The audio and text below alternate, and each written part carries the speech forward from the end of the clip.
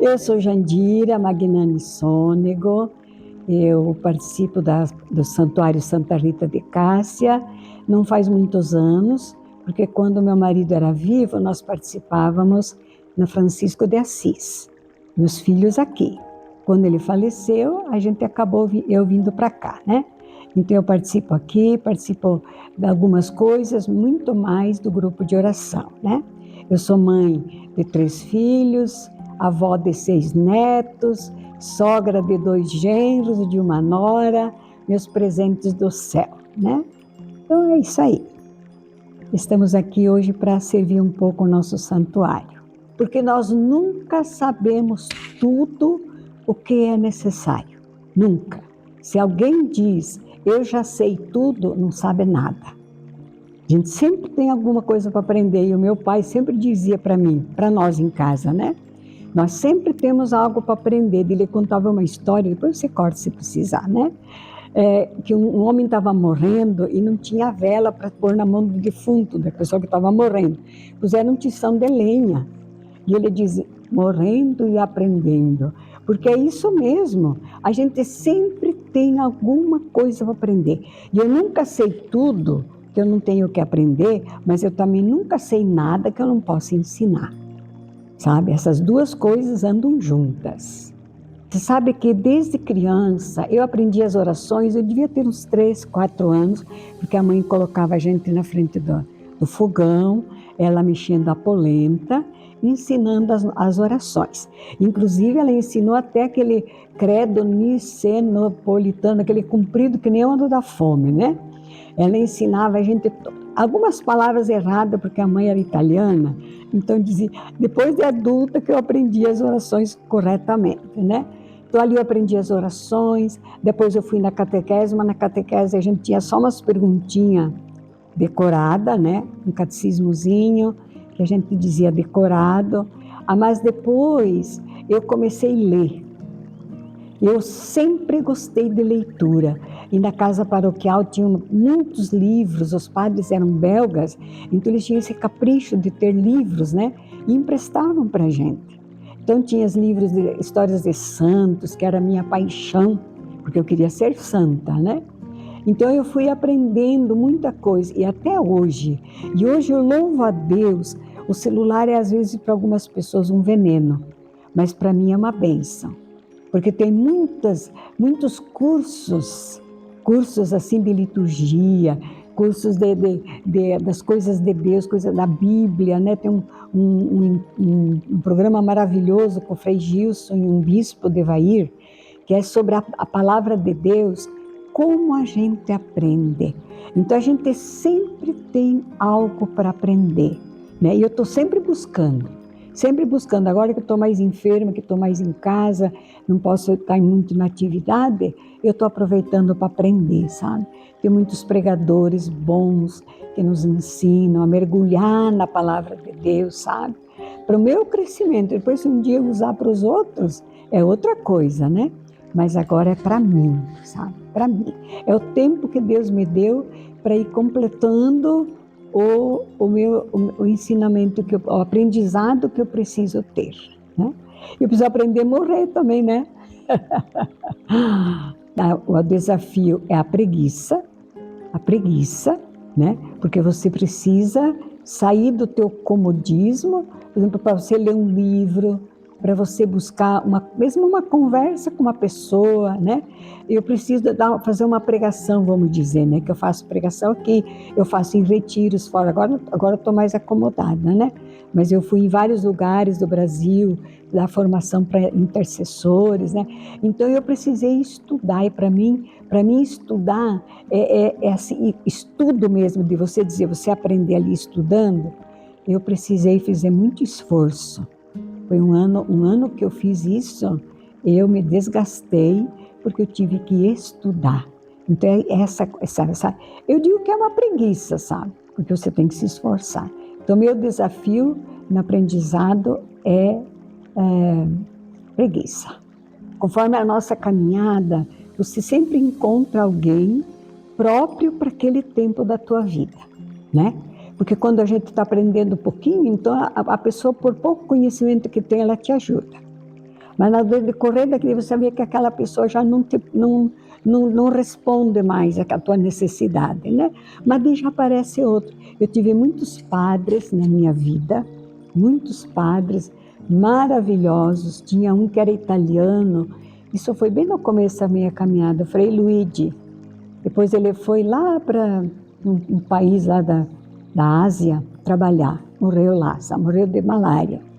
Então eu sempre tive padres na minha vida que me ajudaram, que me inspiravam, por exemplo, eu aprendi a ter uma vida de oração com o padre Baltazar, Primitivo Baltazar Flores, que depois foi meu padrinho de casamento, sabe?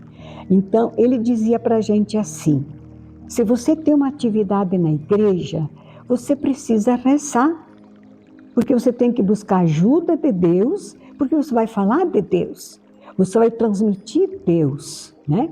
Então ele disse, como é que tu vai chegar lá e você sai das panelas, você não, passou o dia correndo para cá, para lá, não fez uma hora. Então ele dizia para a gente que a gente tinha que levantar de madrugada para rezar, e eu sempre tive esse hábito depois que eu conheci esse padre.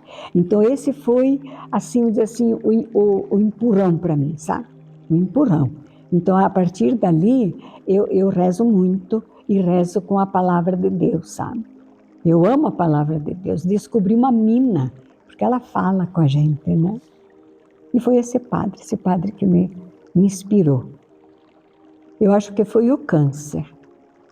O câncer, uma vez aparecia uma manchinha na pele, eu corria no médico, eu tinha medo de pegar câncer, sabe? Nossa, que medo que eu tinha, né? De repente, eu tive até que sair do convento. Não é que eu tive, né? As irmãs diziam que eu podia ficar. Mas eu disse, eu estou recém chegando, né? E câncer é câncer, né? Ela já tinha 3, 4 freiras lá com câncer. Então eu disse, eu vou para casa. Depois, se um dia melhorar, eu volto. Não voltei até hoje, porque também não melhorei do câncer, né? Fazem 7 anos, né? Então, eu aprendi, através do câncer, eu aprendi a sofrer sem murmurar, sem reclamar, porque eu cheguei à conclusão que murmurar e reclamar não vai mudar nada. Não vai mudar nada. Pelo contrário, muda para pior, né? Agora, se eu enfrento com alegria, e o povo sabe, o povo no grupo de oração diz assim, nossa, nós queríamos ter a alegria da Jandira, Dona Jandira, sabe? Mas é uma coisa que vem do coração. Não é uma coisa que eu preparo, agora eu vou no grupo de oração, agora eu vou ficar alegre. Não, sabe? É assim, eu aprendi a sofrer, inclusive a minha pregação de segunda-feira foi essa, crer e sofrer. Porque na palavra diz assim, que Deus nos dá o dom de crer em Jesus Cristo e sofrer por Ele.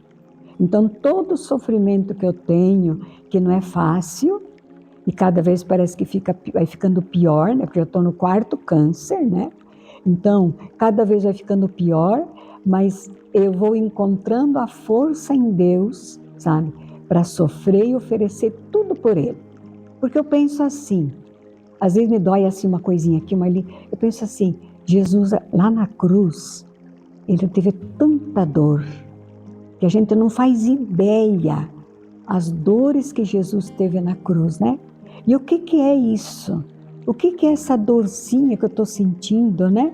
Comparada com a dele. Então eu ofereço a Ele em reparação os meus pecados, os pecados da minha família, sabe? Em reparação.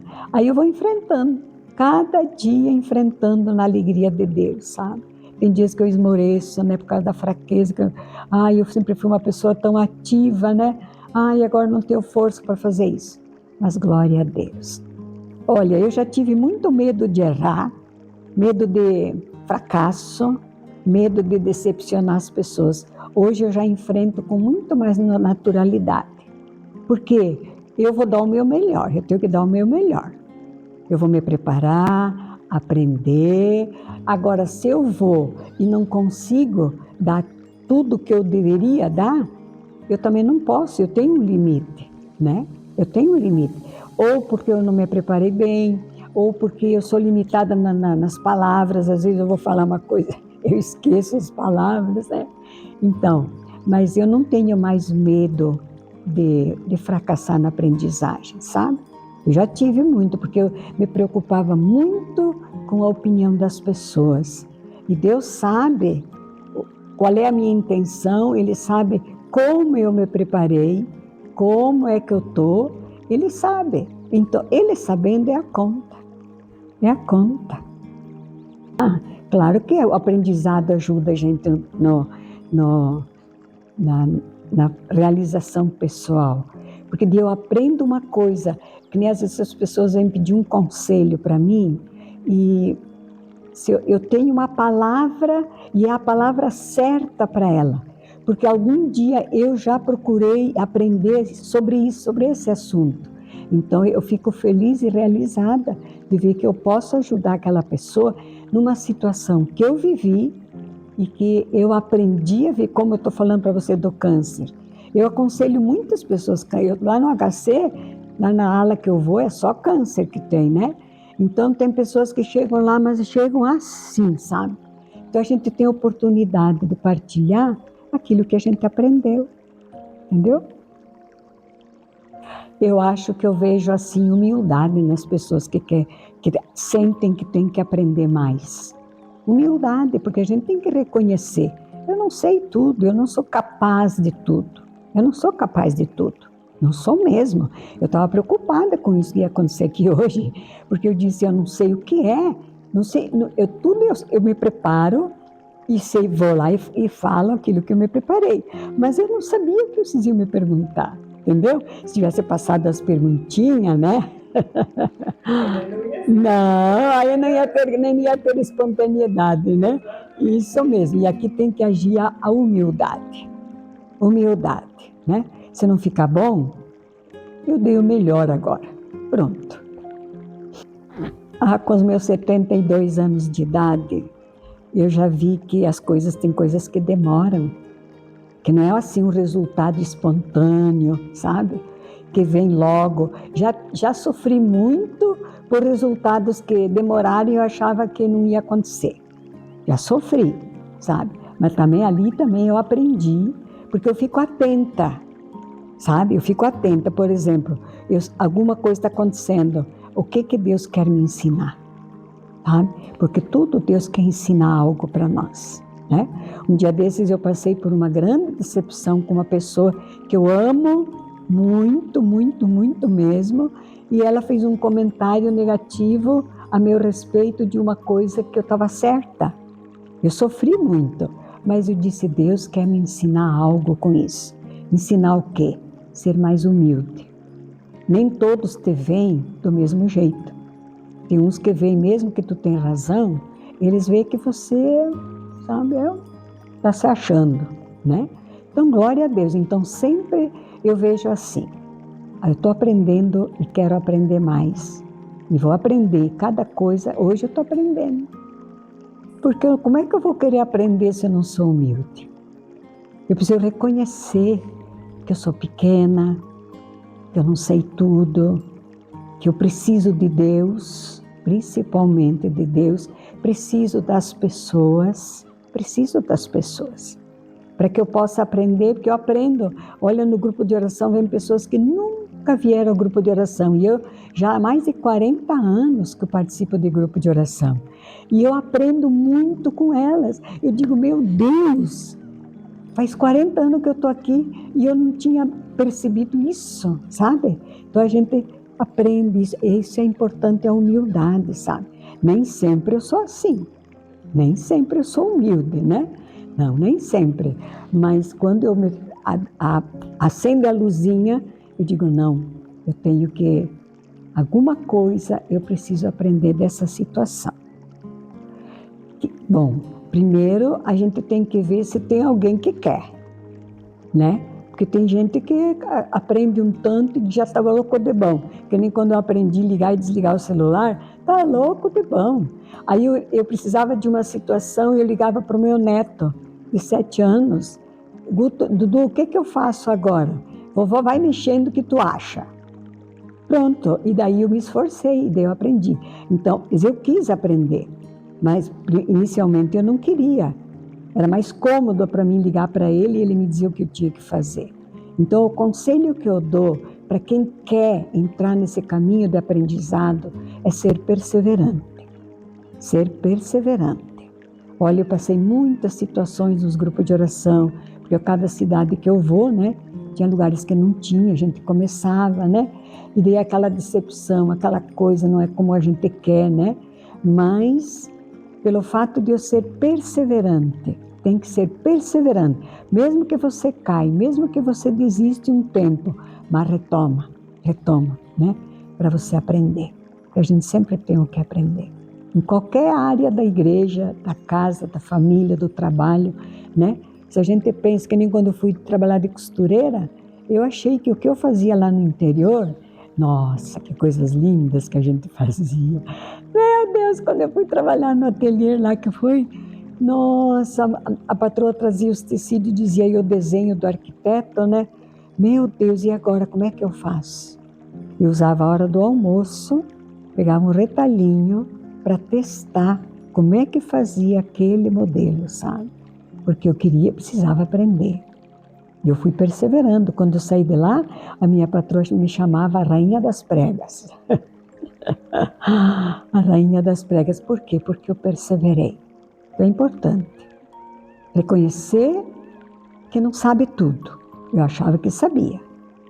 E também ter a perseverança, superar nossas fragilidades. O que eu digo para as pessoas, agora eu vou dizer agora para as pessoas que vão ver, ouvir esse áudio, né? É vídeo, não sei. Que a gente não tenha medo de enfrentar o novo. Eu sempre tinha medo de começar alguma coisa, sabe? Eu lembro quando o Padre Anísio me chamou para começar a pastoral da escuta, eu nem sabia o que era. Não sabia o que era, e ele não me disse o que era.